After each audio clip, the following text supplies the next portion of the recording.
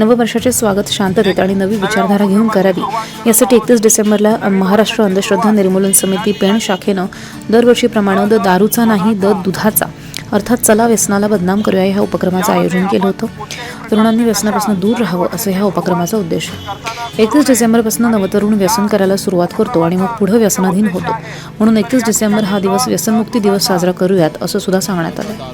तसंच आजपासून दारू नको दूध प्या असं आवाहन करण्यात आलं. कार्यक्रमाची सुरुवात महाराष्ट्र अंधश्रद्धा निर्मूलनाच्या सक्रिय कार्यकर्त्या सावनी गोडबोले यांच्या हस्ते नागरिकांना मसाले दूध वाटप करून करण्यात आले.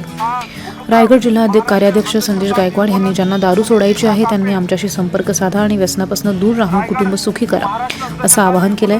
तर ह्या कार्यक्रमात अरुण म्हात्रे यांनी स्वतःची दारू पिणं कशी सोडली आहे ह्याबद्दलही माहिती दिली आहे. कार्यक्रमाला प्राचार्य सतीश पोरे, NJ पाटील, पेण शाखेचे अध्यक्ष नितीन निकम, डॉक्टर प्राध्यापक शेख, सूर्यकांत पाटील, आदेश पाटील, ॲडव्होकेट संकल्प गायकवाड, गीता भानुशाली, राजरत्न लोखंडे आणि रामकांत घरत हे उपस्थित होते.